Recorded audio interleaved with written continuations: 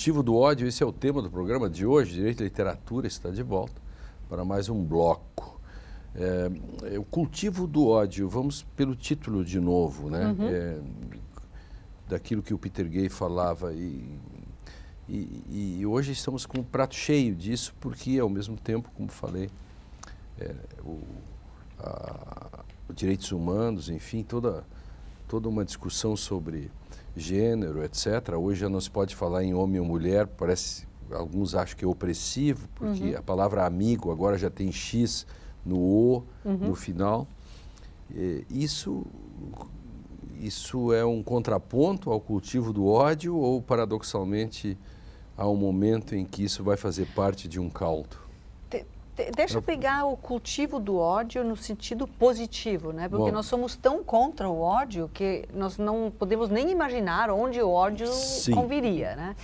Agora, nos mitos muito arcaicos, por exemplo, babilônios, né, da criação do mundo, tem divindades como Tiamat, né, que é uma deusa criadora e destruidora, ou seja, ela encarna o ódio criador, né? Isso é uma figura que atravessa todas as mitologias até tempos muito recentes.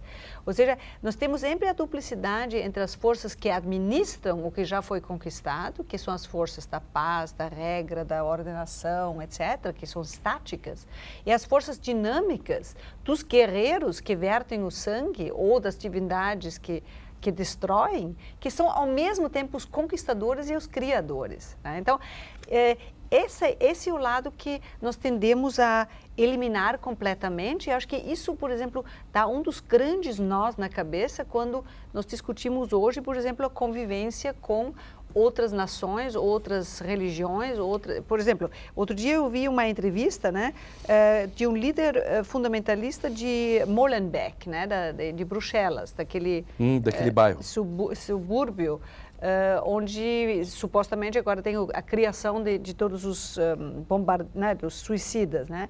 Esse homem era muito eloquente e dizia por A mais B que o plano deles é conquistar o mundo, ou seja, ele se comportou exatamente como Tiamat, como os guerreiros selvagens indo-europeus, cuja função é o exercício desse ódio criador. E por que, né? Tem que ser tolerante com ele? Essa é a grande dizer, pergunta, mas eu sou obrigado a perguntar.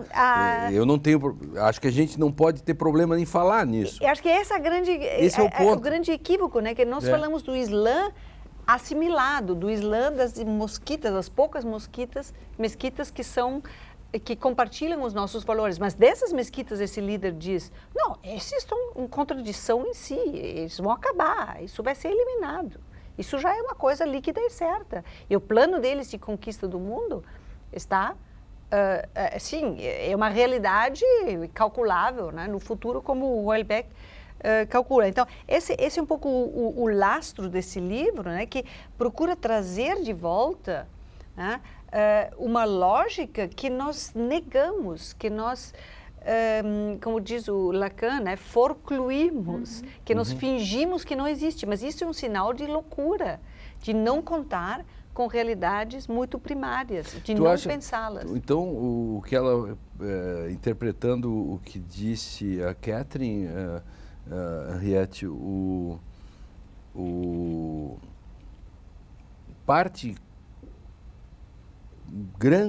grande parte do que hoje se fala do politicamente correto e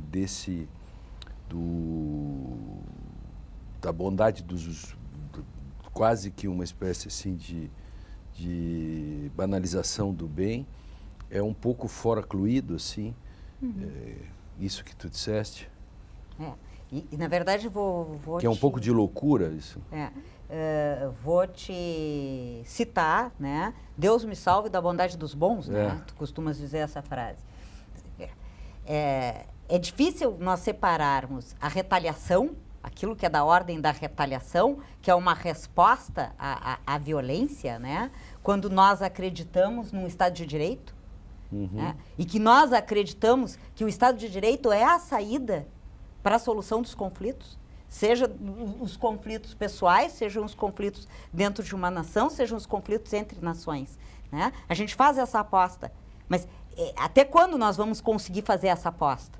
Né?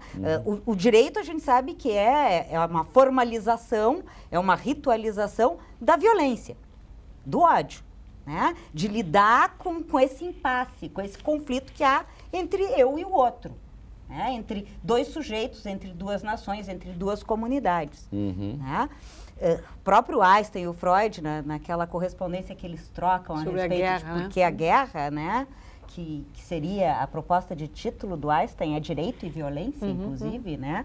Vai questionar, assim, quando nós temos uma guerra, é a falência do direito? O direito é, em si, um culto à violência? Um culto ao ódio? Ou não? A religião, ela coíbe... O direito fracassa quando tem Exato. a guerra? A religião coíbe esse culto do ódio ou ela cultiva o ódio? O direito coíbe ou cultiva?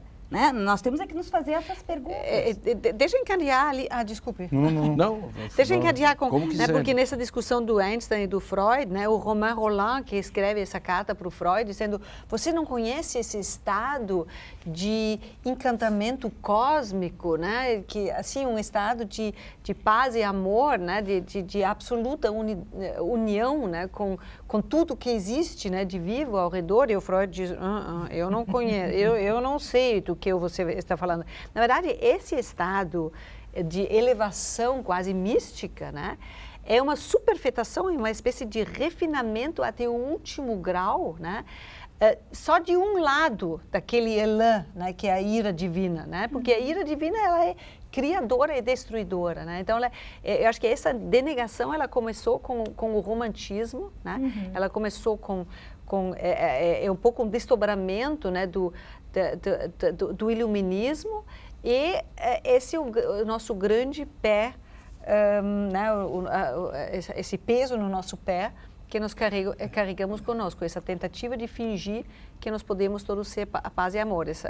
Nesse sentido, eu queria te perguntar, então, o que significa o título submissão? Submissão. Então, isso... Quer dizer, vamos submeter... E no que diz respeito também à submissão do ódio, vamos dizer assim, se pode aplicar. Então, o título nesse livro, ele é absolutamente irônico. Ele, de um lado, ele pega submissão que pode ser entendido de duas maneiras. Objetivo, subjetivo, ativo, passivo, né? Eu submeto pela força alguém, né? Como dominador, como guerreiro que verte o sangue, ou eu me submeto, né?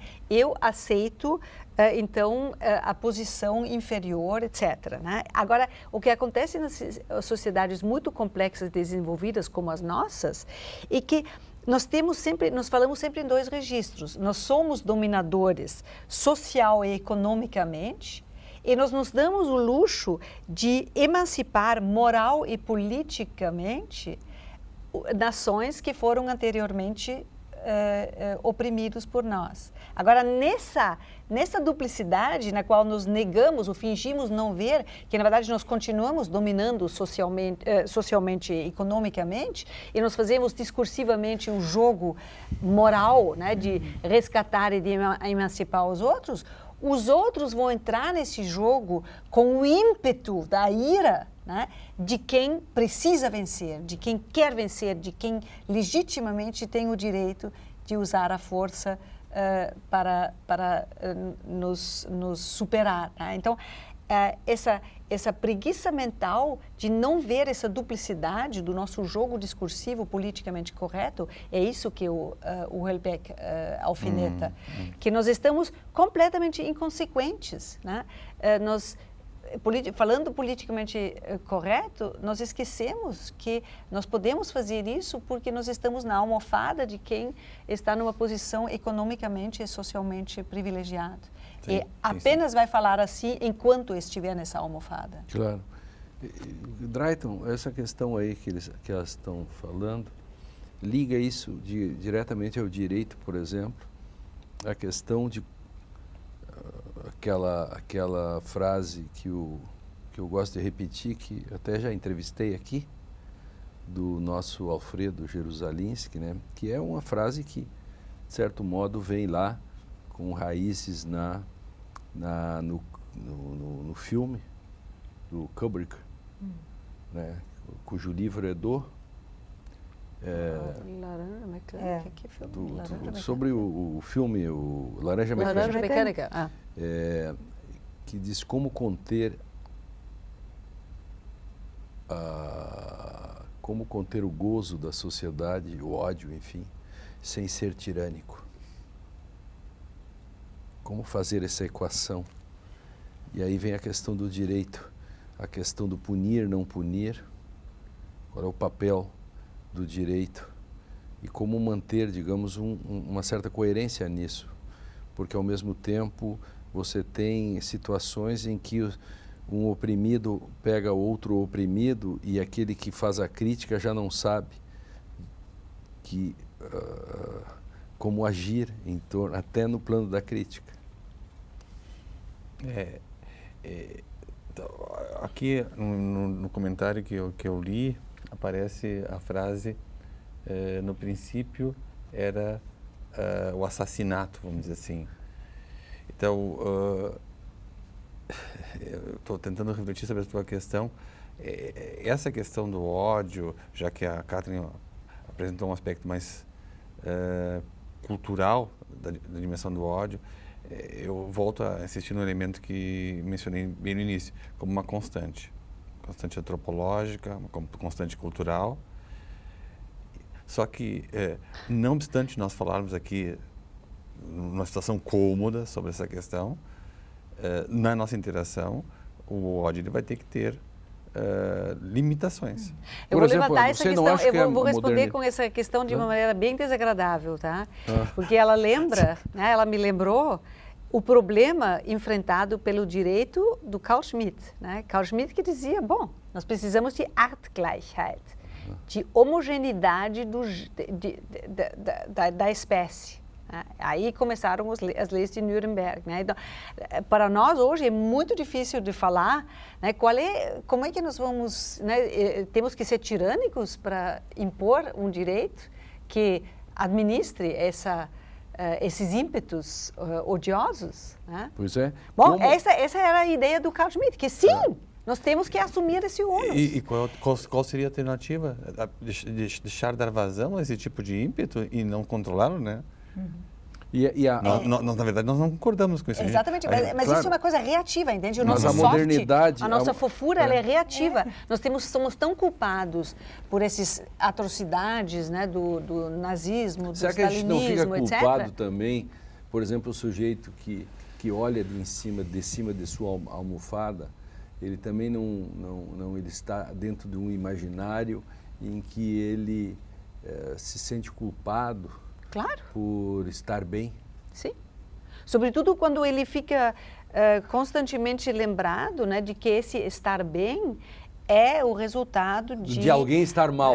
De alguém estar mal, de um colonialismo, e é assim, essa de um equação neocolonialismo, é uma etc. fatalidade Com isso. certeza. Aí vem o problema. Quer dizer, temos que ficar pagando com o problema, aí vem a descolonização e o neocolonialismo, todas essas questões, ou seja, a todo tempo nós temos uma espécie de um chicote psicanalítico que é um látigo, ressentimento da culpa sobre o nosso lombo, né? Vamos para um rápido intervalo e no último bloco a gente continua com a discussão sobre o cultivo do ódio. A modernidade domou o ódio, ela talvez só seja possível por isso? Pense nessa questão. Já voltamos.